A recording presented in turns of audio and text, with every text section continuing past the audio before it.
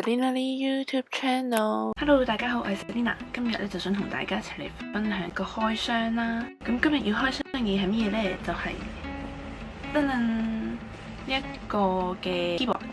咁咧我就唔係無啦啦咁樣去買一個 keyboard 啦，就係因為我本身用緊嗰個 keyboard 咧就出咗問題啦。咁我本身咧嗰個 keyboard 咧其實就係蘋果本身嘅嗰個 keyboard 嚟嘅，咁用咗都好長嘅一個時間啦。咁佢而家咧就係啲掣鬆晒啦，因為蘋果嘅 keyboard 如果大家用過都知啦，就係用藍牙去連線嘅。跟住到而家佢係用得太耐嘅時間啦，所以佢就係會連線，跟住但係自動會斷線，跟住又連翻咁樣，係好常出現呢個問題啦。咁佢發生呢樣嘢嘅次數係好頻密啦，咁同埋咧佢啲掣係鬆晒啦，撳落去係唔好撳噶啦。有陣時佢撳啲掣咧，你自己撳咗落去，但係佢又唔出嗰個字啦喺個電腦嗰度。咁所以咧最後咧都係選擇將佢換咗佢啦。咁而我換咗個 keyboard 咧就係呢一個雷蛇嘅一個 keyboard 嚟噶啦。咁嗰個系列咧係呢一個寡婦蜘蛛 V3 keyboard 嚟嘅。咁佢哋咧呢一個系列咧其實都出咗呢一個 V3 啦，另外一個黑寡婦蜘蛛 V3 Pro 嘅無線版本啦，同埋好似有一個係 TKL 嘅版本嚟嘅，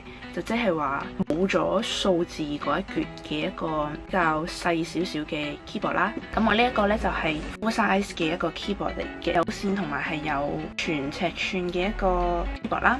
咁首先同大家睇下包裝先啦，咁就係雷蛇佢哋好經典嘅一個顏色咧，就係黑色同綠色嘅一個包裝嚟嘅。咁喺個外觀上都可以睇到個 keyboard 嘅樣啦，大概就係咁嘅樣嘅。咁喺個盒嘅呢一個位咧，其實都有寫係呢一個嘅有 RGB 嘅一個 keyboard 啦。另外咧喺呢一度咧都會有寫翻係咩軸體嘅。呢一個咧其實係一個機械式嘅鍵盤啦。咁呢一個咧都係我應該係第一次買機械式嘅鍵盤嘅。聽講話機械式嘅鍵盤係可以襟用啲嘅。咁另外呢度呢，佢就有顯示佢個軸體啦。咁雷蛇嘅機械軸嘅軸體呢，係有綠軸同黃軸啦。我呢一隻咁係佢哋自家出嘅一個機械軸嚟嘅。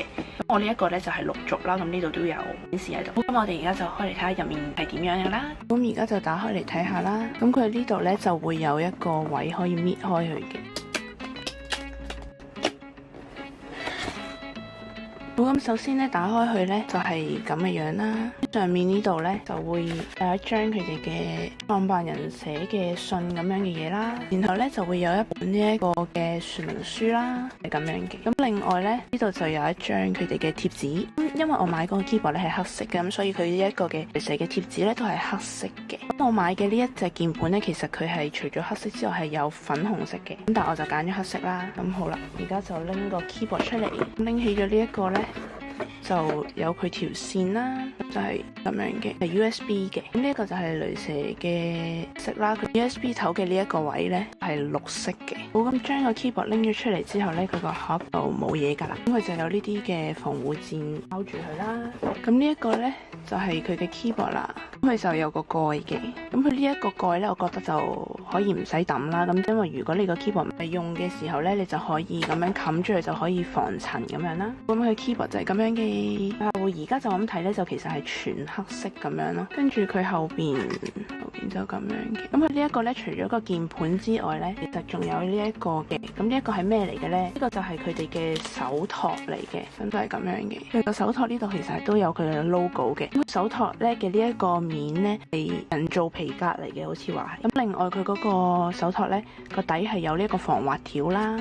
用嘅時候呢，可以咁樣用啦。咁呢一個鍵盤呢，其實係非常之重嘅，拎起手，但係佢睇落就會比較有質感咯。咁另外佢呢一個係有線嘅 keyboard 啦，啱啱都有講過啦，就係我用蘋果本身嘅嗰個 keyboard 咧就係藍牙嘅。咁但係我最後揀咗係用有線嘅 keyboard 咧，個原因就係因為我唔想再新呢一個藍牙斷線又不停連線，咁所以就決定用有線嘅 keyboard 啦。另外咧佢個 keyboard 咧其實有3個走線嘅位啦，中間一個啦，左邊同右邊都會有一個嘅。咁條線就可以睇下你嗰個台面嘅位置，而可以擺去第二個位度走線啦。另外咧，佢呢一隻 keyboard 咧嘅右上角呢度咧係有個滾輪同埋有一個媒體掣嘅，咁就可以愛嚟調校音量嘅。同埋佢底呢度咧一樣係可以校呢一個0度啦，即係你唔拎佢出嚟嘅角度啦。跟住你可以拎個短嘅出嚟就高少少啦，另外再拎埋大塊嗰個咧可以再高啲嘅，共咁樣係有3個角度咁樣嘅。另外咧，其實都可以睇到佢啦，呢個位咧係有角度嘅，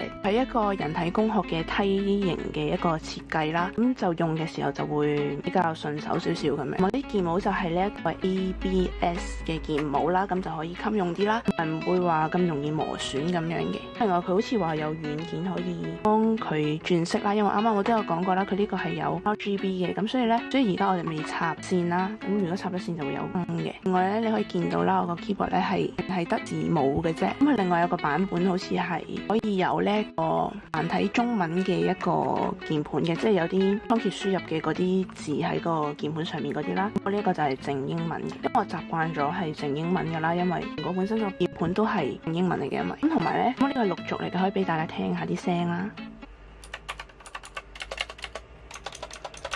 就係會比較響少少啦，同埋比較清脆。如果黃軸嘅話，好似係話定啲嘅，就唔會出呢啲咁樣嘅聲啦。咁我自己就覺得呢啲聲聽落咧就幾好嘅，所以我就揀咗6軸啦。同埋咧，我呢一個係104件嘅全尺寸鍵盤啦，所以係有呢一個數字嘅一個鍵盤嘅。另外啲線啦都可以睇到啦，就係切織嘅嗰種線啦，咁就冇咁容易爛啦，就可以襟用啲。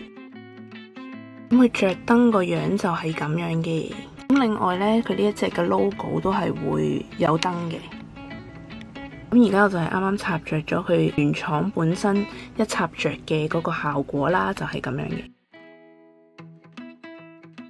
好，咁以上呢就係我同大家分享我新嘅 keyboard 一個少少嘅開箱嘅分享啦。希望大家中意呢個 video，如果未訂閱嘅記得訂閱，我哋下個 video 再見，拜拜。